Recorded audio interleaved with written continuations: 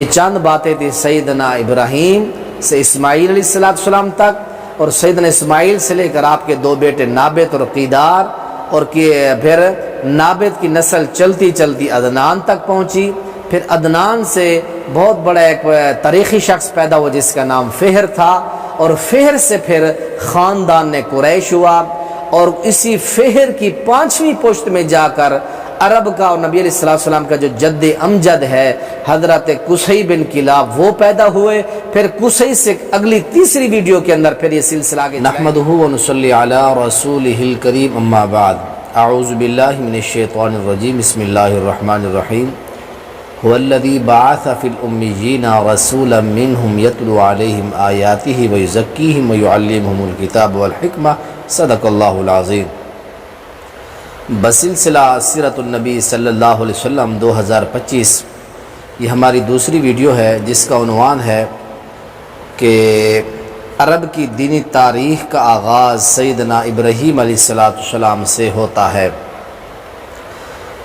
حضرت ابراہیم علیہ السلام سے پہلے سارے عالم میں کفر، شرک، گمراہی، ضلالت ہی چھائی ہوئی تھی۔ ایک قوم نہ تھی کہ جو وحدہ لا شریک ذات کی عبادت کرتی۔ بالکل جہالت، کفر، بدعات، خرافات، حتیٰ کہ انسانوں کو خدا سمجھا جاتا تھا، پتھروں کو، ستاروں کو، سورج کو، چاند کو، انسان کو، جانور کو، مورتیوں کو خدا سمجھا جاتا۔ اس قدر جو ہے کفر اور ضلالت کی جو ہے یہ حالت اس دور کے اندر تھی۔ تو پھر اس دور میں اللہ تعالیٰ نے سیدنا ابراہیم علیہ السلام کو ہدایت کا نور دے کر آپ کو مبعوث فرمایا۔ تو آپ کے اس ہدایت کے نور کو جو رب کا دیا ہوا تھا، اس کو پہچاننے سے مکمل دنیا، عراق اور بابل کا علاقہ جو ہے محروم تھا۔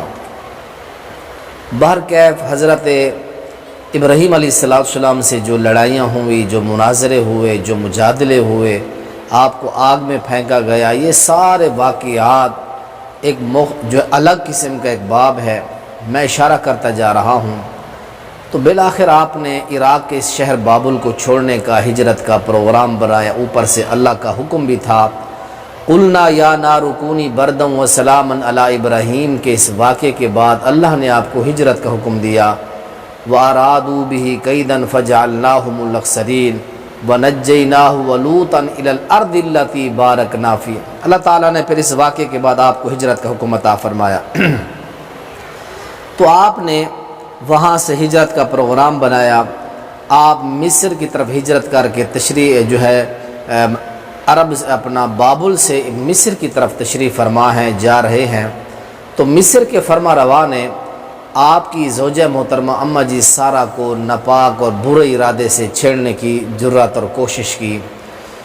جیسے کوشش کی، صحیح بخاری کے اندر ہے کہ اماں جی نے اللہ تعالیٰ سے دعا کی، اللہ تو جانتا ہے میں تیرے بندے ابراہیم پر ایمان لے آئی، اور میں نے اپنے نفس کو، اپنی چادر اور کو، اپنی عصمت کو تیرے بندے ابراہیم کے علاوہ اللہ میں نے کسی کے لیے اس عزت اور جسم کو میں نے حلال نہیں سمجھا۔ اللہ اس کافر کا مجھ پر تسلط نہ ڈالنا۔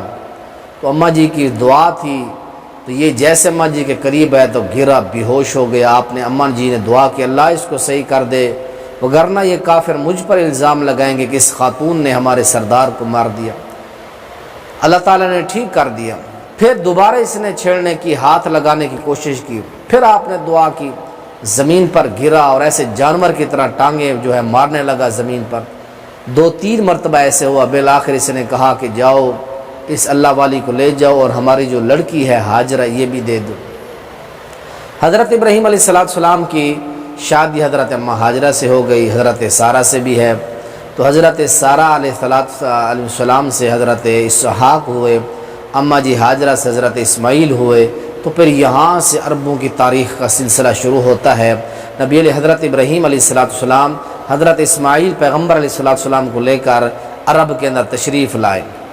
عرب کے اندر بیت اللہ نہیں تھا، آپ نے آ کے سب سے پہلے یہاں بیت اللہ کی تعمیر کی۔ اللہ کی زمین کے اوپر اللہ کی عبادت کے لیے اس وقت کوئی گھر نہ تھا، تو آپ نے بیت اللہ کی وہاں تعمیر کی اور حضرت اسماعیل علیہ السلام کو وہاں چھوڑا. چھوٹے بچے تھے, بیت اللہ تعمیر ہوا, یہ بھی بڑے ہو گئے, تو آپ نے اللہ تعالیٰ سے دعا کی کہ اے اللہ اس گھر کو اس کی آبادی کا بندوبست فرما. تو وہاں سے قبیلہ گزرتا ہے جس قبیلے کا نام جرہم قبیلہ ہے. تو جرہم قبیلے کے لوگ یہاں آ کے آباد ہوتے ہیں.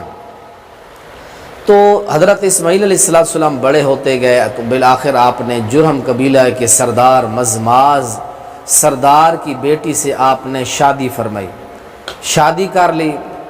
تو اللہ تعالیٰ نے آپ کو 12 اولادیں 12 لڑکے دیے, جن میں سے سب سے زیادہ نامور اور مشہور جو آپ کے بچے ہوئے نابت اور قیدار. تو سیدنا اسماعیل علیہ السلام کی وفات کے بعد بیت اللہ کی ساری ذمہ داری جو تھی وہ آپ کے بیٹے نابت کی ذمہ داری کے اندر یہ ساری بیت اللہ کی ذمہ داریاں آئیں. تو نابت نے 2 پشتوں کے بعد آل اسماعیل کو بیت اللہ کی بحر جانا پڑا. جب نابت کی اولاد میں 2 پشتوں تک بڑی کثرت ہو گئی تو بالآخر ان لوگوں کو بیت اللہ سے بحر معیشت کی حصول کے لیے جانا پڑا. جیسے نابت اور اس کی نسل بیت اللہ سے بحر گئے تو آپ کے ننیال بنو آل جرہم تھے, انہوں نے بیت اللہ پر قبضہ کر لیا. تو نابت نے ننیال سمجھتے ہوئے کوئی مزاحمت نہ کی, خیر ہے ہمارے ننیال ہیں, اگر انہوں نے بیت اللہ کے اوپر قبضہ کر لیا تو کوئی بات نہیں ہے. بالآخر آل جرہم کی جو بدعنوانیاں تھی اس کی وجہ سے پھر ان سے بیت اللہ کی ساری ذمہ داریاں آل اسماعیل نے لے لی. بیت اللہ کا مال کھا جاتے, حاجیوں پر معتمرین اور حجاج پر ظلم و زیادتیاں کرتے. تو آل اسماعیل نے اپنے ننیال سے بیت اللہ کی ذمہ داریاں واپس لے کر اور ان کو مکہ سے وہاں سے نکال دیا اور خود ساری ذمہ داریاں سنبھال لیں حضرت اسماعیل علیہ السلام کی اولاد نابت کی اولاد نے. سیرت ابن ہشام جلد اول صفحہ 64 اور 65 پر یہ تفصیل ہے. اسی طرح آگے چلیے آل اسماعیل تا عدنان سیدنا اسماعیل علیہ السلام کی نسل میں ایک بہت بڑا نام آتا ہے جس کا نام ہے عدنان. بڑا تاریخی شخص ہے.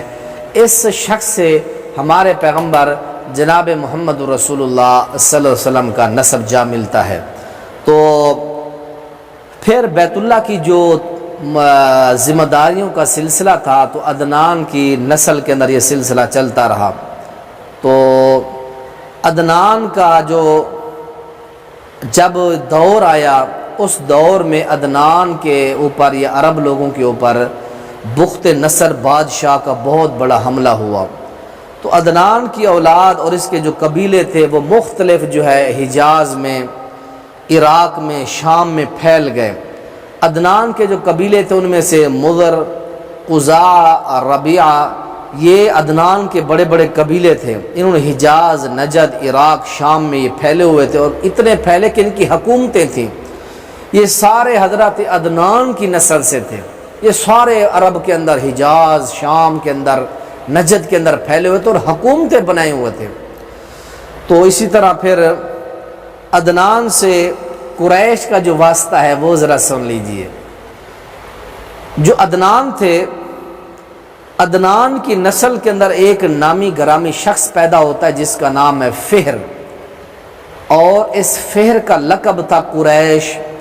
اور اسی قریش سے پھر آگے سارا قریش کا خاندان یہ نسل نکلتی ہے. تو عدنان کی نسل سے فہر نام کے آدمی ہوئے جن کا لقب قریش تھا. تو پھر اس سے کہ خاندان نے قریش وہ وجود میں آیا. فہر کی نسل جو تھی وہ قریش کہلاتی تھی اور قریش کے جتنے خاندان تھے سارے فہر کی نسل سے نکلتے تھے. تو فہر کی 5ویں پشت میں جا کر ایک بڑے تاریخی شخص پیدا ہوتے ہیں جن کا نام ہے قصی بن کلاب. اب قصی بن کلاب سے آگے اللہ کے نبی علیہ السلام کا پھر خاندان, آپ کے چچا, اور پھر آگے ساری تاریخ شروع ہوتی ہے. تو یہ چند باتیں تھی سیدنا ابراہیم سے اسماعیل علیہ السلام تک, اور سیدنا اسماعیل سے لے کر آپ کے 2 بیٹے نابت اور قیدار, اور پھر نابت کی نسل چلتی چلتی عدنان تک پہنچی. پھر عدنان سے بہت بڑا ایک تاریخی شخص پیدا ہوا جس کا نام فہر تھا، اور فہر سے پھر خاندان نے قریش ہوا، اور اسی فہر کی 5ویں پشت میں جا کر عرب کا اور نبی علیہ السلام کا جو جد امجد ہے حضرت قصی بن کلاب وہ پیدا ہوئے۔ پھر قصی سے اگلی تیسری ویڈیو کے اندر پھر یہ سلسلہ آگے چلائیں گے۔ اللہ تعالیٰ سے دعا ہے اللہ تعالیٰ ہم سب کو خاندان نبوت کا یہ شجرہ ہے، یہ نسب ہے، اللہ تعالیٰ پڑھنے کی توفیق نصیب فرمائے۔ السلام علیکم ورحمۃ اللہ وبرکاتہ۔